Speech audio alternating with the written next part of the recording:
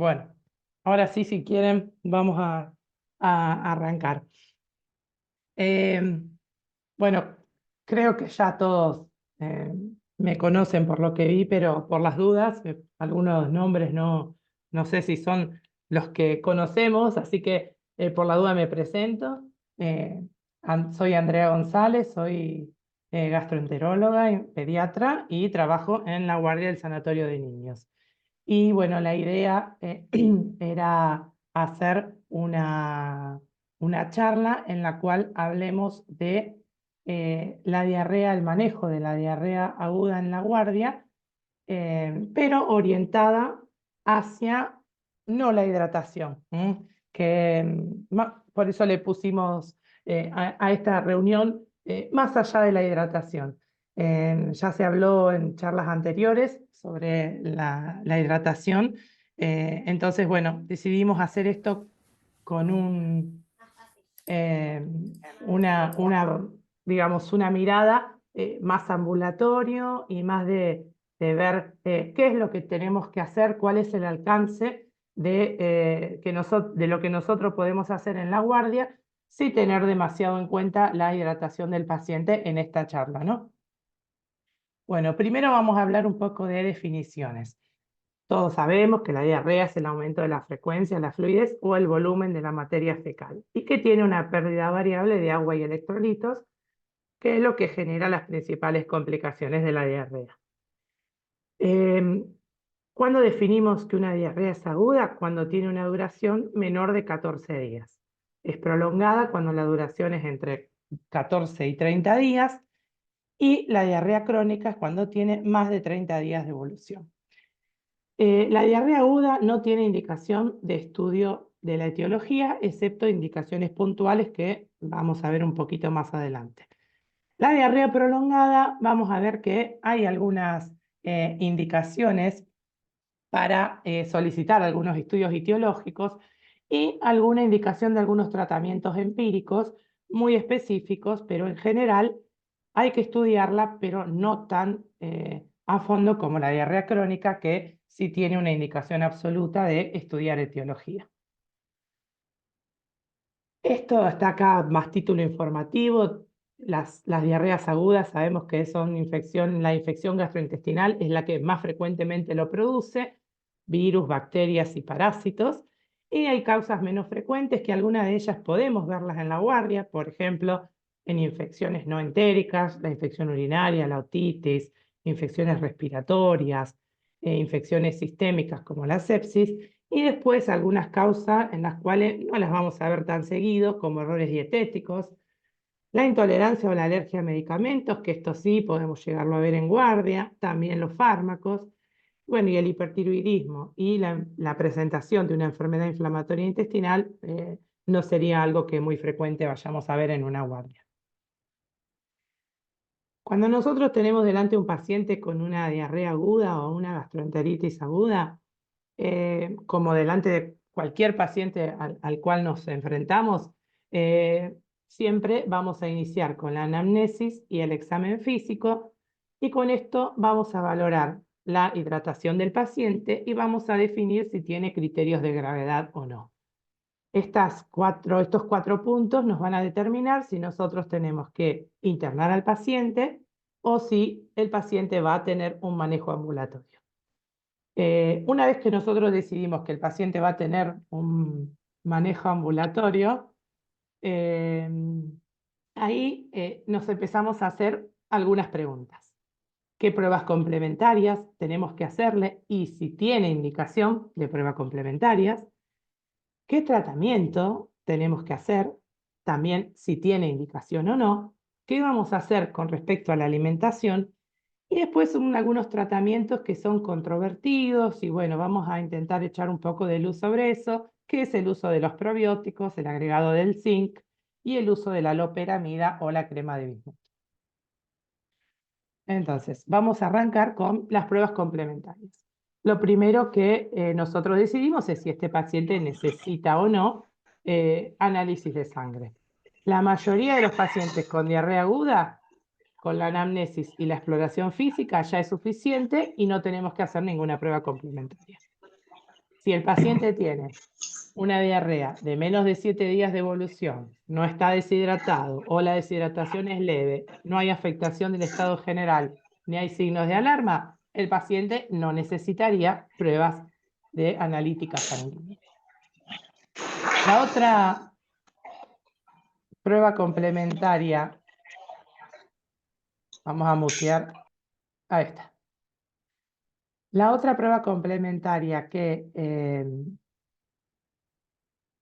tenemos que plantearnos si el paciente va a necesitar o no es el estudio microbiológico de las heces, que sería el coprocultivo, y no nos olvidemos del coproparasitológico. Generalmente lo que más pedimos es el coprocultivo y también es importante tener en cuenta los parásitos. ¿Qué pacientes tienen indicación de hacer un estudio microbiológico de las heces?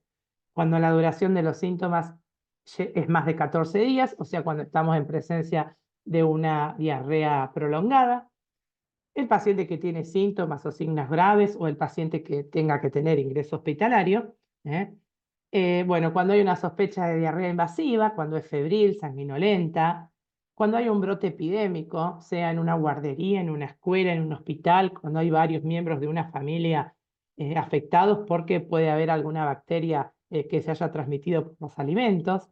En la historia de algún viaje reciente a una zona de riesgo para pensar en la diarrea del viajero, en niños que tengan enfermedades crónicas, neoplasias, inmunodeficiencia, inmunodepresión, enfermedad inflamatoria intestinal, y en los niños menores de 3 meses. Estos son los pacientes entonces a los cuales nosotros les deberíamos pedir un estudio microbiológico en heces. Sabemos que lo más importante van a ser el cultivo de las bacterias. Los virus, ¿cuándo cobran más importancia? Sobre todo en los menores de 2 años y cuando hay brotes epidémicos, porque ahí suelen ser los responsables. Como les dije recién, si la diarrea se prolonga más de 14 días, hay que pedir el coproparasitológico porque puede ser que sea causante por la Giardia o el Cryptosporidium, por ejemplo, entre otros. Y en la diarrea intrahospitalaria y a veces también en los pacientes que tienen una diarrea grave, sanguinolenta y antecedente de toma de antibióticos, hay que aclarar esto en el pedido para que se busque también el Clostridium difficile, que bueno, ya no se dice más Clostridium, se ha cambiado la nomenclatura, ahora se llama Clostrioides. Después dijimos que una vez que nosotros decidimos si el paciente necesita o no algún estudio, tenemos que pensar si necesita algún tratamiento. Con respecto a los antieméticos, siempre fue muy controversial el uso de la domperidona y la metoclopramida. Sabemos que a pesar de que lo usamos clínicamente, eh, con un buen resultado, la eficacia no es diferente al placebo, tienen un perfil desfavorable de efectos adversos y cada vez más las agencias reguladoras de medicamentos restringen su uso en la edad pediátrica. El que sí está aprobado y que hay muchos estudios que demuestran que es beneficioso es el ondansetron. La calidad de la evidencia de su aplicación es de moderada a alta, cosa que van a ver luego en muchos de los tratamientos, que la mayoría de las cosas que no están recomendadas tienen una calidad de evidencia baja. O sea que esto es una de las pocas cosas que se ha estudiado que tienen una alta calidad de la evidencia del tratamiento. Generalmente se recomienda una dosis única de ondansetron. Si se puede oral es mejor, nos limita un poco la forma de presentación porque vienen comprimidos de 8 miligramos y ampollas también de 8 miligramos. La dosis es orientativo, a partir de los 8 kilos ya se puede usar, de 8 a 15, 2 miligramos, de 15 a 30, 4 miligramos, más de 30 a 8 miligramos. El único efecto adverso que tiene el efecto secundario es las arritmias graves, pero hay también muchos estudios que consideran que es insignificante este efecto secundario con una sola dosis de ondansetron. Sí que tenemos que tener un poco más de cuidado en pacientes con riesgo de arritmia cardíaca, o sea, cardiopatías o que estén con algún tratamiento que prolonguen el QT. Por eso también no se recomienda asociarlo con domperidona, que también puede llegar a prolongar el QT. Con respecto al tratamiento, me pareció interesante hablar algo de las sales de rehidratación oral, porque hay mucha controversia entre cuál es la concentración de sodio, tanto que se habló también en la clase de la doctora Siacaluga de la concentración del sodio en las soluciones parenterales. En las sales de rehidratación oral también, la clásica, que es la que creó la Organización Mundial de la Salud, tiene un contenido de sodio de 90 milequivalentes por litro. Esto se ha asociado a cuadros de hipernatremia, porque es un contenido alto en sodio. Entonces, en 1992, la Sociedad Europea de Gastroenterología, Hepatología y Nutrición propone una solución de rehidratación oral con menor contenido de sodio, 60 milequivalentes por litro, que tiene menor riesgo de hipernatremia, previniendo la hiponatremia, o sea, no es que no corrige la hiponatremia, excepto en el cólera, que ahí es cuando se necesita más concentración del sodio. Una de las marcas que nosotros más conocemos y que empezó a publicitarse, digamos, a hacerse más popular en los últimos meses, o podríamos decir a lo mejor un par de años, es el Pedialite. El Pedialite precisamente tiene 60 milequivalentes por litro. No puse nombres comerciales porque son muchísimos, pero la mayoría de las sales de rehidratación oral tienen entre 40 y 60 milequivalentes por litro. Ya quedan muy pocas de la solución que había creado la OMS con 90 milequivalentes por litro. Y bueno, y hace poco, un par de años, la OMS propuso una solución de rehidratación con una calidad intermedia del sodio, o sea, 75 milequivalentes por litro, sobre todo para el uso de cólera. Que aunque nosotros no lo veamos, hay países del mundo que tienen una gran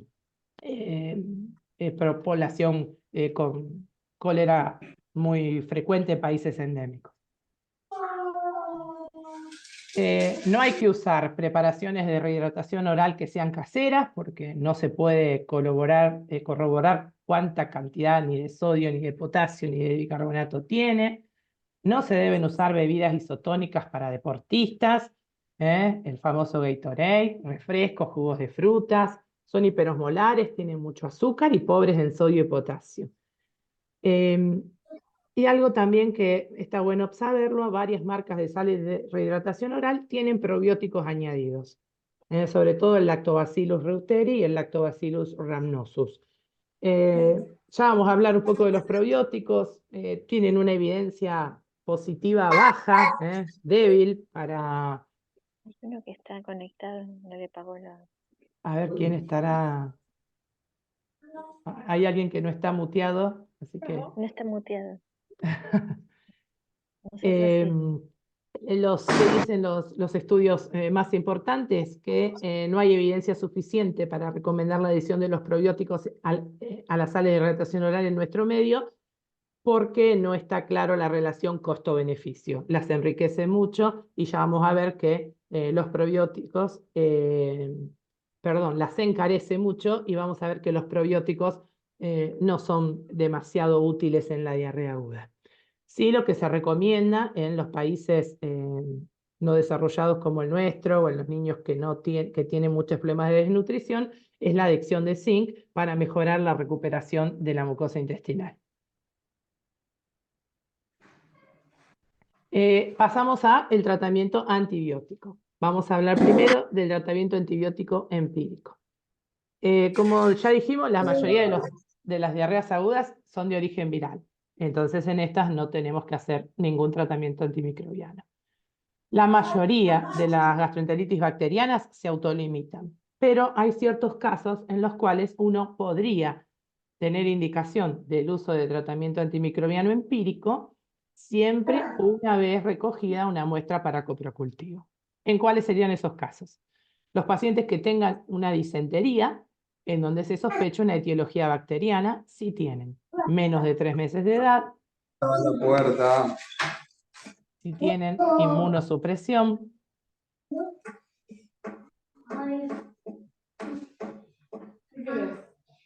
Si tienen enfermedades crónicas o malnutrición grave o si padecen una drepanocitosis.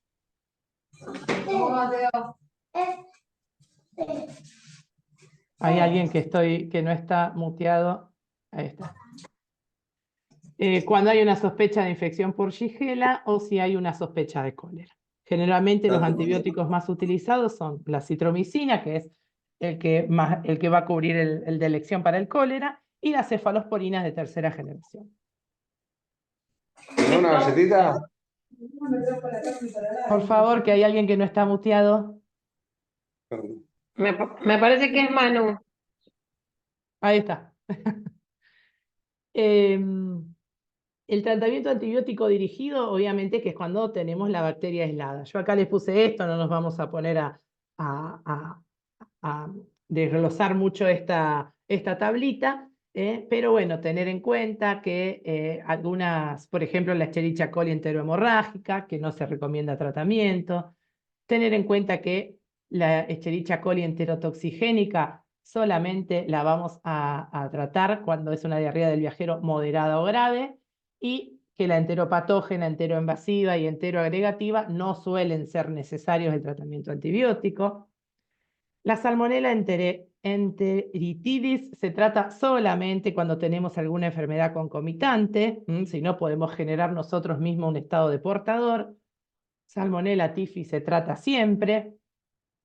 La Shigella se trata siempre con cultivo positivo y si hay una sospecha epidemiológica fundada también. El cólera siempre y la Yersinia solamente cuando tenemos algunas enfermedades concomitantes o una clínica persistente.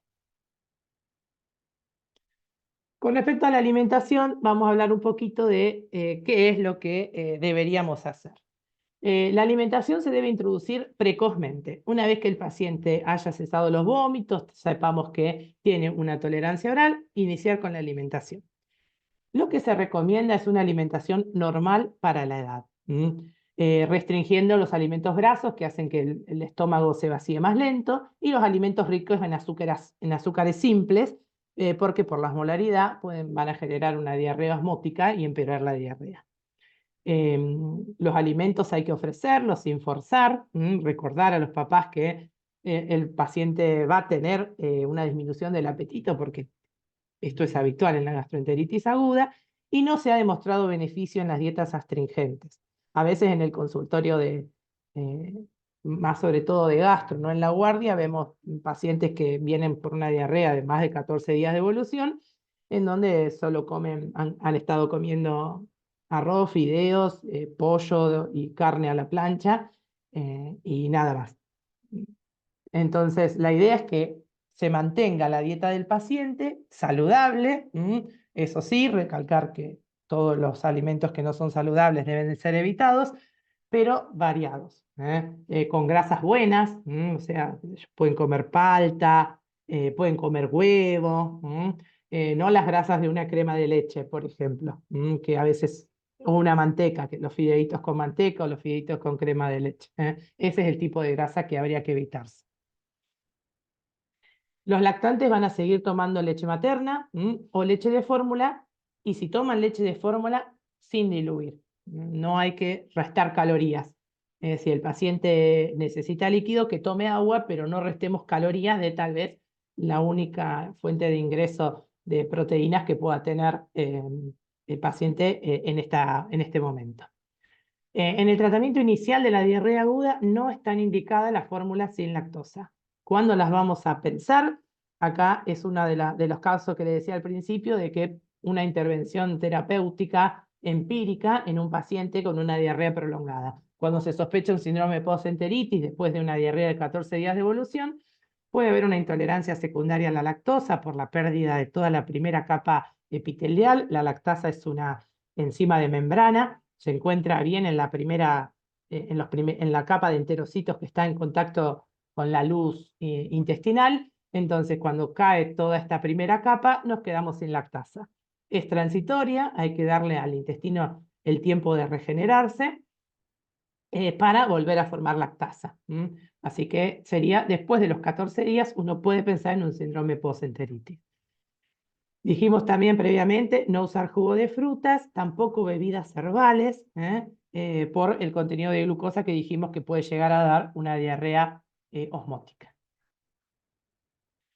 Y después, bueno, ya para ir terminando, hablar de otros tratamientos un poco más controversiales, como son la loperamida, el bismuto, la pectina y el resecadotrilo, que yo lo vamos a nombrar porque están en muchas guías y la verdad que no es un fármaco que haya sido muy nombrado, pero que existe y en algunos lugares se usa. La loperamida es un inhibidor de la motilidad intestinal, no está indicada. No se recomienda por los efectos adversos y una relación beneficio-riesgo desfavorable. El bismuto es un fármaco antisecretor, tampoco está recomendado. Escasa eficacia y potencial toxicidad. La pectina, que a veces se asocia al bismuto, tampoco se recomienda, tiene solamente un efecto cosmético, o sea, endurece la caca porque endurece el agua porque absorbe la caca, pero no reduce su contenido en agua, o sea que es nada como para que la caca parezca más dura cuando en realidad no está mejorando la diarrea. Y el resecadotrilo es un fármaco antisecretor de acción periférica, actúa sobre la encefalinasa intestinal. Hay algunos estudios en los cuales ha mejorado la secreción intestinal en las diarreas, ha mejorado las pérdidas, pero bueno, los estudios son escasos, no se ha establecido claramente las indicaciones, costo-beneficio, así que lo que nos tiene que quedar es que no se recomienda el uso rutinario en las gastroenteritis agudas. Los probióticos son productos que tienen cepas definidas de microorganismos que una vez que ingresan al intestino enriquecen la microbiota. ¿Cómo actúan contra los enteropatógenos? Se asume y se cree, porque bueno, esto está siendo objeto de estudio constantemente, que sintetizan sustancias antimicrobianas, que tienen mecanismos competitivos por nutrientes, que modifican las toxinas o los receptores para las toxinas y que estimulan la respuesta inmune específica y no específica a los patógenos. ¿Cuáles son los probióticos que están recomendados para la gastroenteritis aguda según la Sociedad Europea de Gastroenterología? El Saccharomyces boulardii, el Lactobacillus rhamnosus y el Lactobacillus reuteri. El resto de los probióticos no hay evidencia suficiente para ser recomendados en niños. La evidencia es, como fíjense que dice acá, la evidencia es muy baja y la fuerza es débil a favor. Es decir, no cambian la evolución por completo de una diarrea, pero la mayoría de los estudios dice que disminuye entre 1 a un día y medio la duración de las diarreas. Entonces, las guías entonces no aconsejan el uso de probiótico rutinario en la gastroenteritis aguda, sí en el caso de la diarrea asociada a antibióticos, en donde Saccharomyces boulardii y Rhamnosus son los que más se recomiendan. Acá tenemos los tres que tenemos sobre todo hay muchos dietéticos, pero estos son los farmacológicos, el Floratil, que es el Saccharomyces boulardii, las gotas probióticas, que son el Biogaia, que es el Reuteri, que viene también en comprimidos, y la enterogermina, que no está dentro de los probióticos recomendados por la Asociación Europea de Gastro, pero es uno de los que más usamos también y tienen una muy buena respuesta clínica. Los prebióticos, simplemente a título informativo, son sustancias no digeribles, o sea, son alimentos. Lo que hacen es alimentar a las bacterias beneficiosas que ya residen en el intestino. ¿Cuáles son? La raíz de achicoria, los hongos, el ajo, la cebolla, la cebada, avena, manzana, cacao.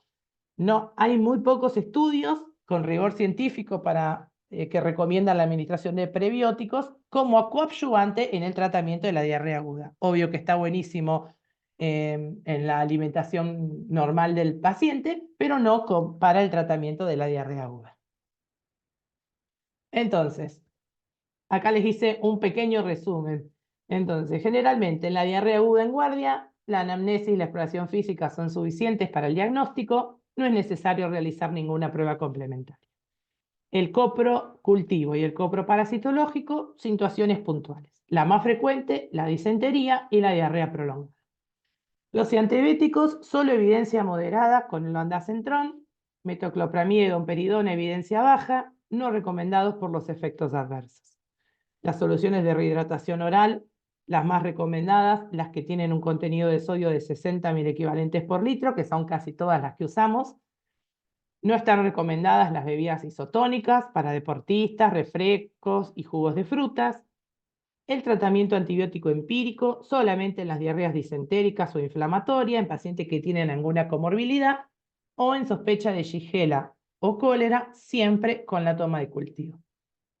La alimentación normal para la edad, fórmulas lácteas sin diluir, las fórmulas sin lactosa, solo para las diarreas prolongadas, pensando en el síndrome postenteritis.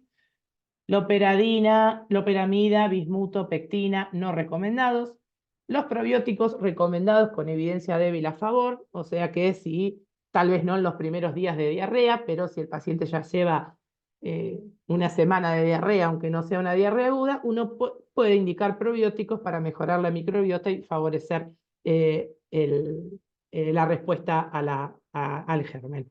Y el uso de probióticos en la diarrea aguda no estaría recomendado.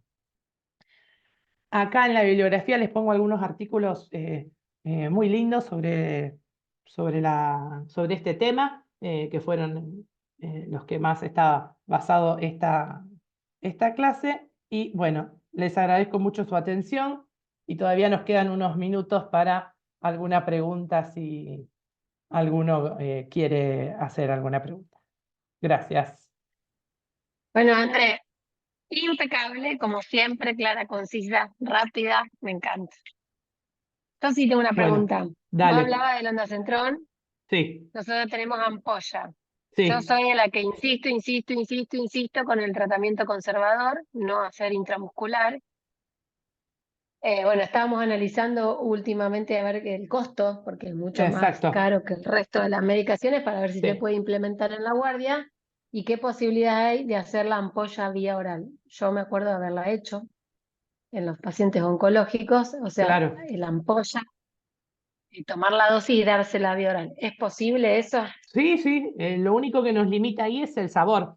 Viste, todo lo que Bien, sea las ampollas, no sé, alguna vez, no sé si alguna vez tomaste alguna medicación, una ampolla vía oral, es muy feo el sabor.